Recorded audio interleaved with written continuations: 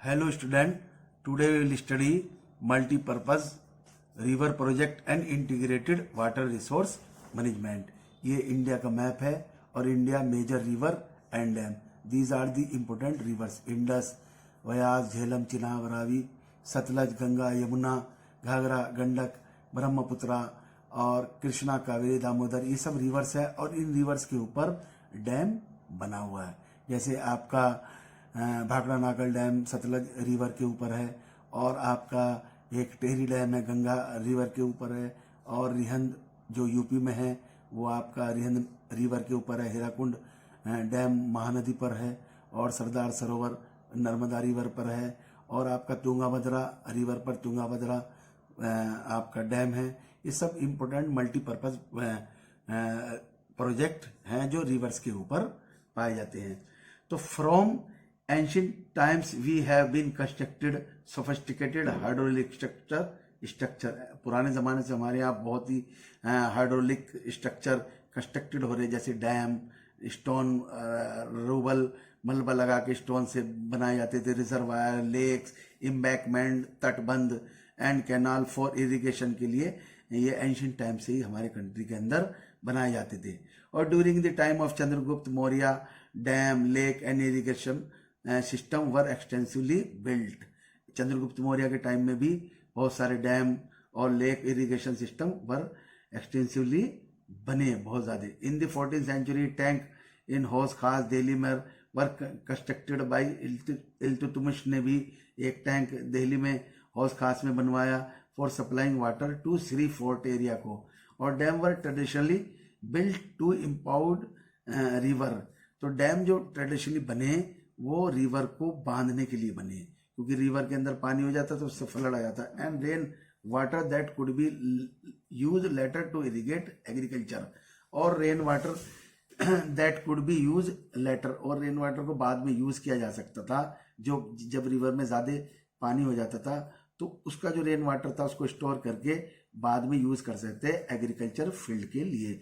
Today dam are built not just for irrigation but for electricity generation.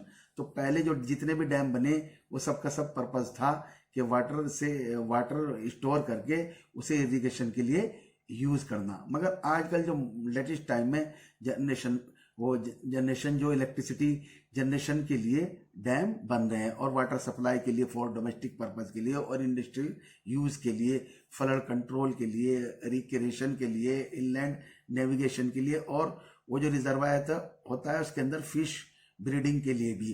तो इसीलिए hence dam are now refer to as multipurpose project. इसीलिए dam को अब multipurpose project कहते हैं, क्योंकि ये मल्टी मतलब मैनी पर्पज, बहुत सारे पर्पज को सोल्व करता है. जैसे आपका इरिगेशन तो है ही है, इलेक्ट्रिसिटी और आपका वाटर सप्लाई और इंडस्ट्रियल यूज में जो वाटर चाहिए और फ्लड कंट्रोल के लिए, रिक्रिएशन के लिए, ये सब इतने सारे पर्पज के लिए डैम यूज होता है. इसीलिए इसको मल्टीपर्पज प्रोजेक्ट कहा जाता है. इन दी सतलज बयास रिवर बिसन जो है सतलज रिवर है, ये आपका भाखड़ा नागल प्रोजेक्ट, ये यूज फॉर हाइडर पावर और बिजली के लिए भी यूज होता है डैम, और इरिगेशन के लिए भी यूज होता है. द हीराकुंड प्रोजेक्ट, ये हीराकुंड प्रोजेक्ट है, ये आपका कौन सी रिवर पर है? महानदी रिवर ही है. इसके ऊपर जो हीराकुंड प्रोजेक्ट जो बना है, मल्टीपर्पज प्रोजेक्ट जो बना है, ये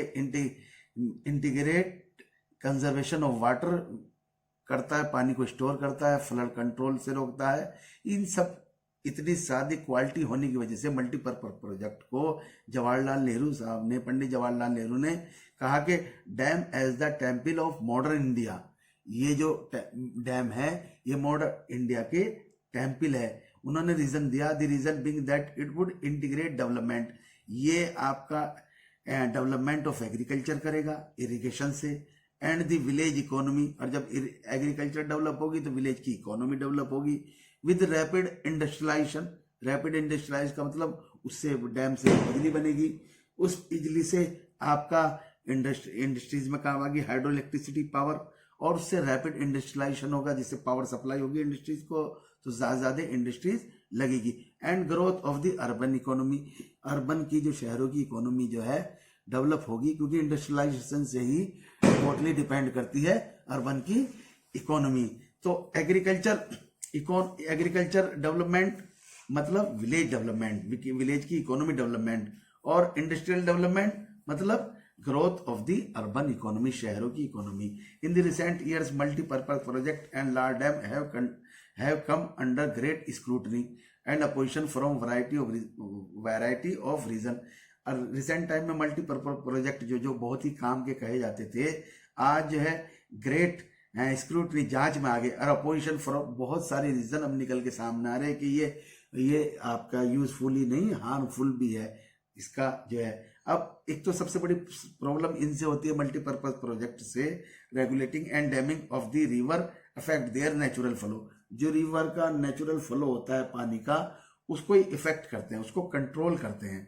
तो ये effect causing poor sediment flow. इससे जो उसके अंदर गाद आती है, रिवर के अंदर जो गाद आती है, इसे सेडिमेंट कहते हैं, flow and excessive sedimentation at the bottom of the reservoir.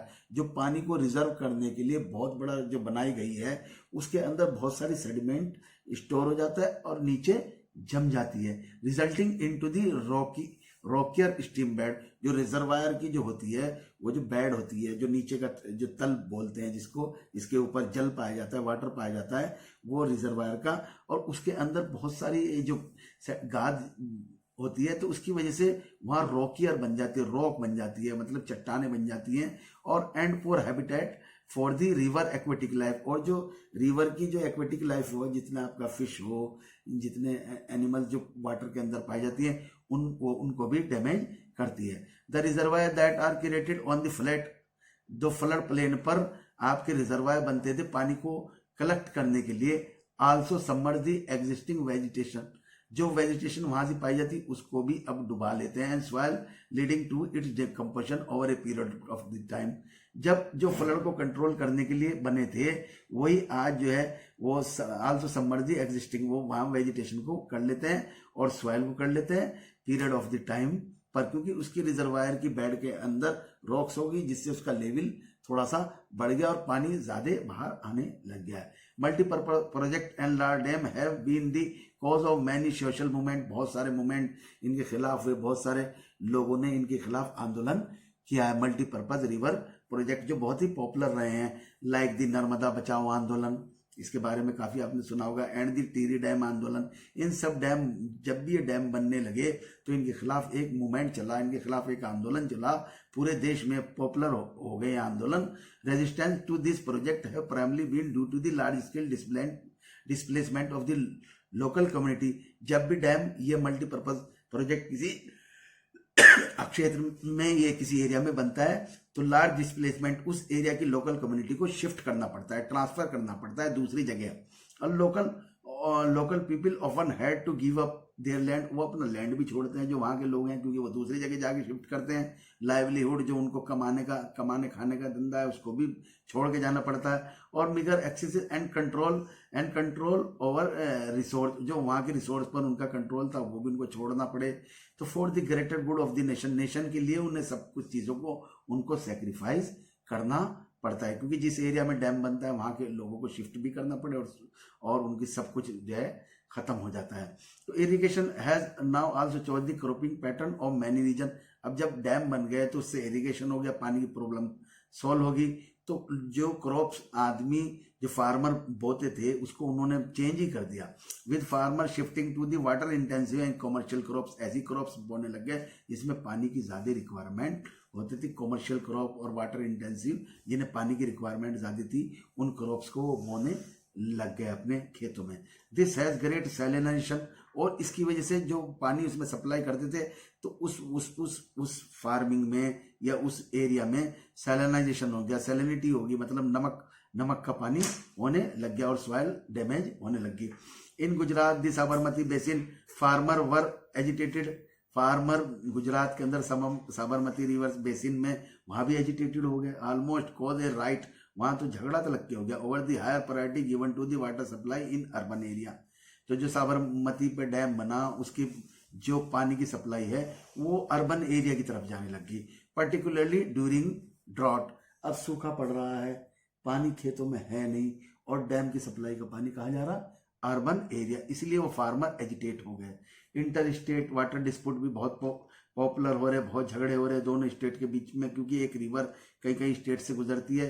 तो are also becoming common with regard to the sharing the cost, अपने पैसा लगाने पर और बेनिफिट के लिए, मल्टीपर्पज प्रोजेक्ट के लिए कई कई स्टेट में आपस में बहुत कंट्रोवर्सी हो रही है। जैसे कृष्णा और गोदावरी डिस्प्यूट, कृष्णा और गोदावरी जो ये डिस्प्यूट इसलिए हुआ कि कर्नाटक और आंध्र प्रदेश इन दोनों स्टेट से रिवर पास होती है, और इसी डिस्प्यूट हुआ कि कर्नाटक और आंध्रा में इसके जो बेनिफिट हैं उसको लेने के लिए इन दोनों स्टेट के अंदर बहुत ही ज्यादा डिस्प्यूट हुआ।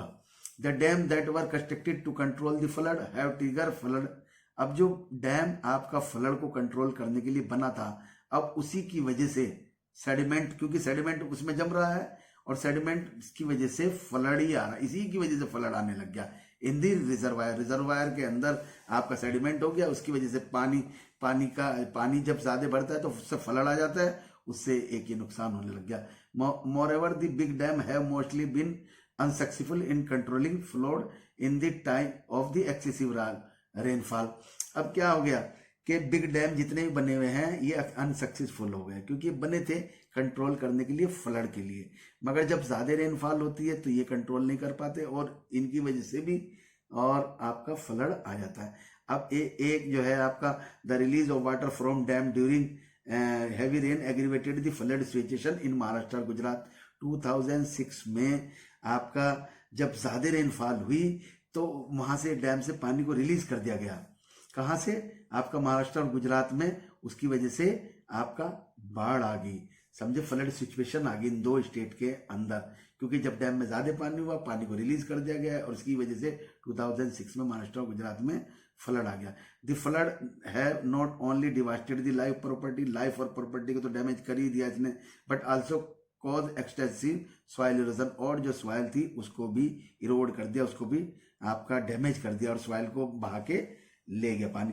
It was also observe that the multipurpose project induced earthquake, इसकी वजह से भी, मल्टीपर्पज प्रोजेक्ट की वजह से भी अर्थक्वेक भी आता है, और कॉज वाटर बोर्न डिसीज, और पानी की जो डिसीज होते हैं उससे भी होता है, और पेस्ट एंड पोल्यूशन, इससे बहुत सारी बीमारियां भी हो जाती हैं, result from the excessive use of water, ये एक्सेसिव ज्यादा वाटर को यूज करने की वजह से ये सब दिक्कतें पैदा हो रही। तो आखिर में हम कह सकते हैं मल्टीपर्पज प्रोजेक्ट यूजफुल तो है, मगर उनके अब कॉन्सिक्वेंस आ रहे हैं, उसकी वजह से बहुत सारा नुकसान भी हो रहा है, पोल्यूशन भी हो रहा है, एक्सेसिव यूज ऑफ वाटर भी हो रहा है, वाटर बोर्न डिजीज भी हो रहे हैं, और ये सब हो रहे हैं।